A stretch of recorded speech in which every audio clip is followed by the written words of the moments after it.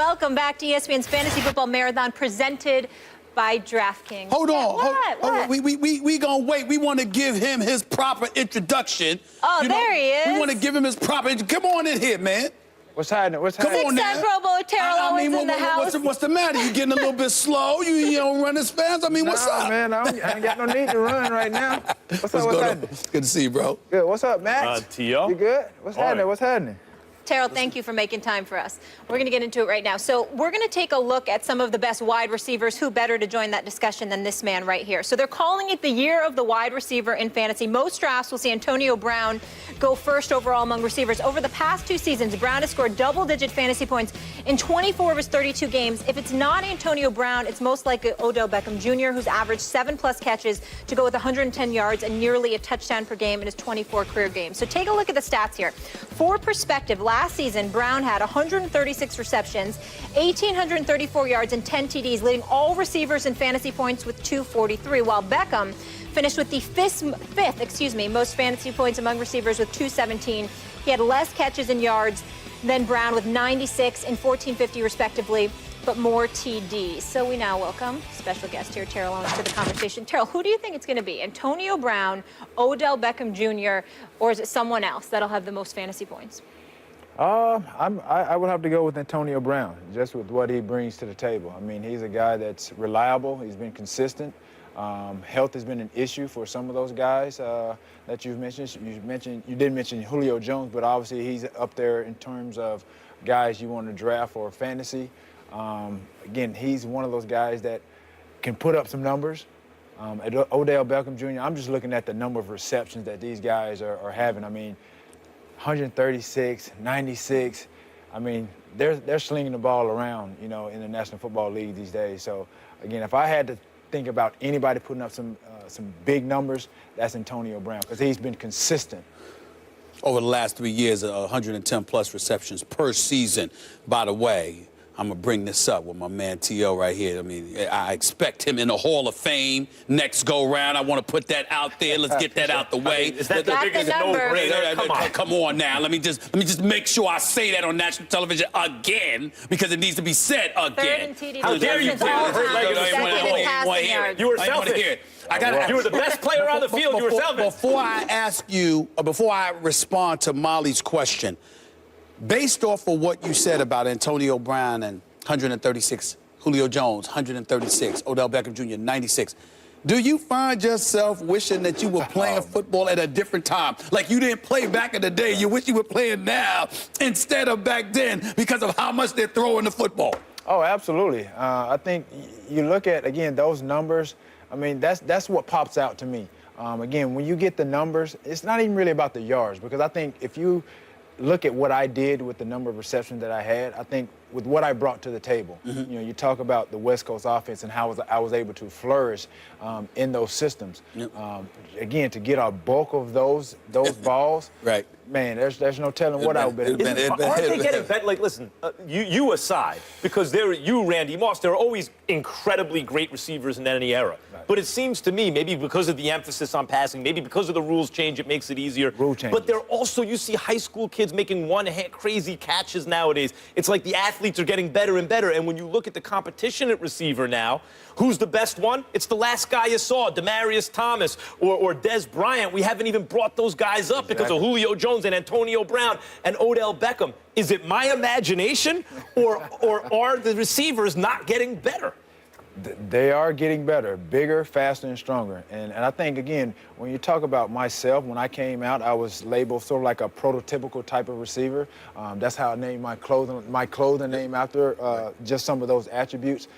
Again, that's what receivers possess. And those guys, those little kids now that are looking up to guys like myself, the Odells and Antonio Browns and Julio Jones, these are the spectacular plays that they embody, they possess. But again, there's a skill set that comes with that. So you think about just the size of Odell Beckham. Yeah. You look at their size in general. These are things that are allowing them to really flourish at a very high level. And I'll tell you something else, too, Max. He had 1,078 receptions in his career over 15 years. At the weight Antonio Brown is going, talking about a dude that's going to have over 1,500 receptions in his career. It's just insane. Yeah. Let me get back to the original question about the receiver that I would pick. I'm torn. Because Antonio Brown's a bad boy, and I'm a lifelong Steelers fan, and I know what he can do, and I know what he's going to do as long as Big Ben Roethlisberger is there throwing in the football. You got to remember, he did it last year without Big Ben Roethlisberger starting 5 games and missing 4 complete games, and then come on now. So, he did that without Big Ben Roethlisberger for a third of the season. Right. But here's the deal where it gets very interesting to me. Le'Veon Bell comes back. You already got D'Angelo Williams there. You got Ladarius Green, who's going to spread you defensively because he can get down the field as a tight end. Wheaton's no joke. Sammy Coates has potential. And then you get, Antonio Brown is your number 1 option, but you see what I'm saying? It's weapons everywhere. So they got to make up their mind. We got one football. We're going to run. We're going to pass. When we pass it, we got to feed the beast. Even though we give it to Antonio Brown, we need to make these brothers happy, et cetera, et cetera. The reason why I'm hesitant to pick him is because the Giants don't have that problem, and neither do the Falcons. When I look at Odell Beckham Jr., Victor Cruz got groin injury. This dude, Sterling Shepard, he's a rookie. He looks like he might be good. He looks like he may be good. He might get some catches, but we all know where Eli is going to go, especially since they don't have much of a running game. So then I go to Atlanta. Well, where the hell's their running game? And then and by the way, my man Roddy White is no longer there. So who's the number 2? And then I see it the opposite. I see it the opposite of that because Eli spreads the ball around and they don't have a great offensive line. No. It's getting better, but the Pittsburgh Steelers have a really good offensive line, and you got a receiver who's not going to be available, the number 2 receiver, right? And Le'Veon Bell's not going to be there for 4 weeks. Let me go back to your point. Let me go back to your point. Eli would spread the ball around if you had. I'm questioning who you're going to have to spread the ball to. So in other words, it's like T.O. being out there. When we were excited because when T.O. went to Cincy, you had Ocho Cinco on the other side. But so you were wondering, is he going to get any touches? How many touches he's going to get? How many? No, if you in Atlanta or you in New York, where the hell you going if you Matt Ryan or Eli Manning? You going right to Julio or Odell? Am I lying? Yep, yeah, you're right. You're going to your moneymaker. You're going to your breadbasket. And those are the guys, again, if you don't have a number 2 option and those guys are dependable, and then if you don't have a running game to go with that, then you're going to go to that target. And that's why these guys' numbers, their targets are going up every year. That's why those numbers are going up every year. And, obviously the touchdowns, it depends on what they do with it. But obviously there's been a big inflation in the number and the amount of yardage. How about, speaking of Odell, how about his nose for the end zone? Like, he still caught more touchdown passes than Antonio Brown last year. Odell is younger, he's bigger, and listen, all these receivers are incredible, but if you ask me just to eyeball it and say natural talent between Antonio Brown and Odell, I'm going Odell. He pops a little bit more. But you got to look at the system. You got to look at the system and what they have available to them and what have you. It's just like when you were playing and sometimes you had an issue with a particular quarterback here and there. What was the reason? I'm open. Give me the ball. You see what I'm saying? So especially if you know the dude on the other side ain't on your level, you're like, wait a damn minute, what you throwing him the ball for? I'm right here. I had to tailor my game, to the quarterbacks. Chad and I, we just went into a debate about that. Again, he had a guy that he played with for a number of years. I knew with every year or each team that I went to, I had to tailor my game around the quarterback. So being with the Niners, obviously I played with Steve Young. There was a different style of quarterback there. I played with Tim Rattay, different style of quarterback. Then you factor in Jeff Garcia. So now our whole game plan is tailored around his game, so I have to adjust my game. Stop right there. All the quarterbacks you played with, who was the most difficult one to adjust to? The most difficult one to adjust? The most difficult for you as a wide receiver to adjust to, of all the quarterbacks you played with? I would probably have to say Jeff. Jeff Garcia? Yeah. Because? Because he wasn't the traditional, again, when you talk about West Coast offense, you think about what has been established there from Joe Montana, Steve Young. These are drop-back quarterbacks, pocket passers. For myself, that's not Jeff's game.